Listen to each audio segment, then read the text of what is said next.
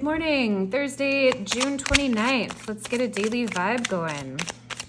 So let's see what flew out. Hello, Ace of Wands.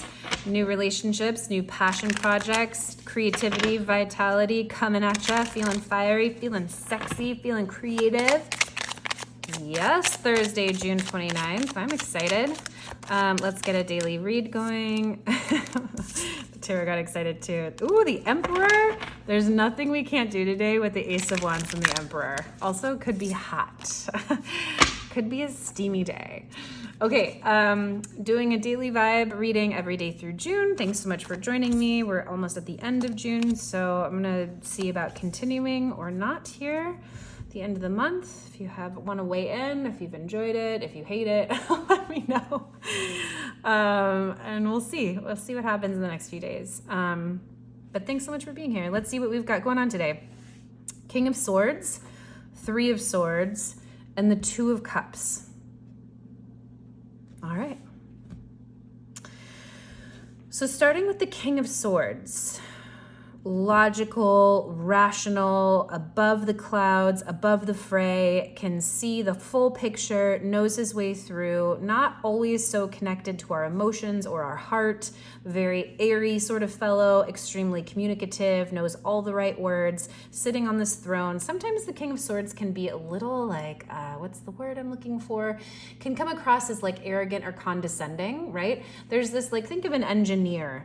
They are the King of Swords. Like, engineers are known for being like incredibly smart, obviously, knowing all kinds of things a normal person or a person without an engineering degree or mindset would know.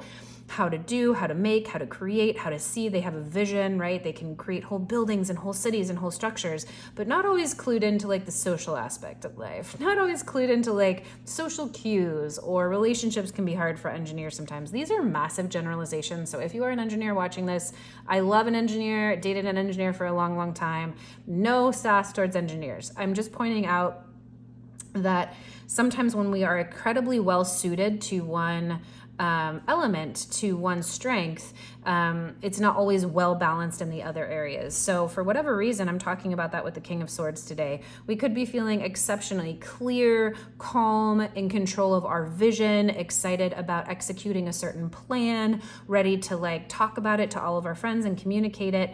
Whether that works out so well or not is another question.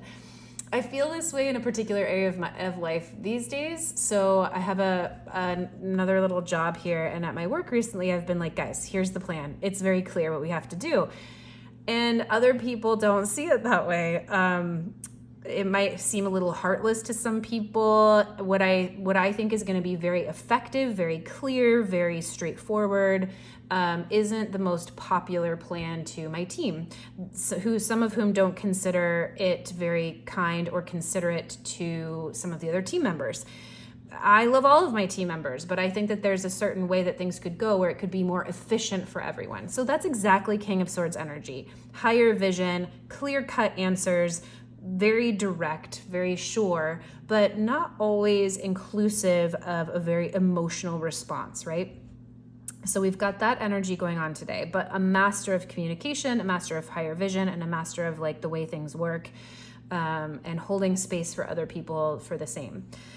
Three of Swords right here in the middle. Do you know what? I also love the Three of Swords. I love seeing the Three of Swords because it's not a fortune of pain today. It's a time when we really get to allow ourselves to grieve.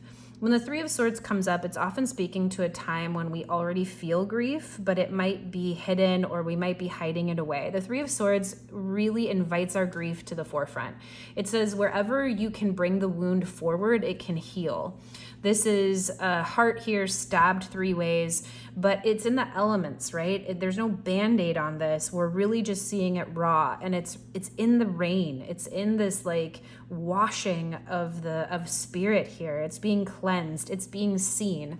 And when we're seen in our grief, when we're seen in our pain, when our problems are shared with someone else, when we bring whatever needs to be healed in the open, it heals, it's seen, it moves, it changes, it shifts.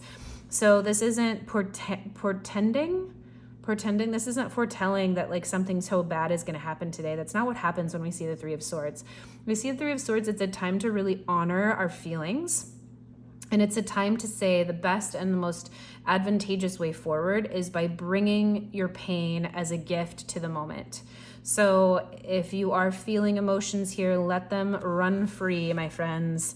Know that you are safe in some way to do this, and that your feelings and your grief and your pain will be rewarded in some way. Moving straight here to the Two of Cups. So it really reminds me of like when we create space in ourselves, when we create space in our nervous systems, in this case, when we let a lot of stuff go, we create a vacuum and we create space for something else to come in. So in this case, new relationship. Two of Cups can of course mean relationship energy. Meeting someone new, deepening a relationship you're already in, but it can also just mean like the perfect synthesis, the perfect meeting of the minds, the perfect bringing together of you and whoever else would be a perfect match for you today for emotional healing, emotional connection, relational healing. This could be you meeting a new puppy today, or finding a therapist, or having like the perfect session with your therapist that really gets you to the next level, or going to pick up your kid and on your way you stop by a lemonade stand and there's like another person there that's like you talk to and you have such an amazing conversation with, right? Or that you meet the love of your life today. It can be so many different ranges. It doesn't have to necessarily mean, oh great, today you're gonna fall madly in love, although that's one of so many possibilities that's absolutely available to you here today. If it is, please leave it in the comments. That would be so fabulous. If I get to say today that someone's going to fall madly in love and find their soulmate, and then you do, I just want to know about it, because that would be really fun for me to know. It would be like a little form of payment. So Two of Cups, relationship healing. And I love that this comes right after the Three of Swords. So let your emotional body shift. Let it be what it needs to be. Let it cry. Let it drain. And see who and what you connect with afterwards. This is a really interesting day, because these two, even though they're both swords cards, are very different for me. The King of Swords is very rational. Maybe this is you really taking yourself today to new level or a new structure for emotional healing that leads to new relationship. Hey, I know that I really, really need to heal. I know that I really want to address some things in my life, and I see a clear way forward in doing that. I'm going to go to therapy. Feel all my feelings. Walk outside, buy a coffee, fall madly in love with the barista. Who knows how it'll work out, but that's one way of 17 ways today to go. I can't wait. Can't wait to see how it all goes. Okay, have a fabulous day. We'll catch you tomorrow.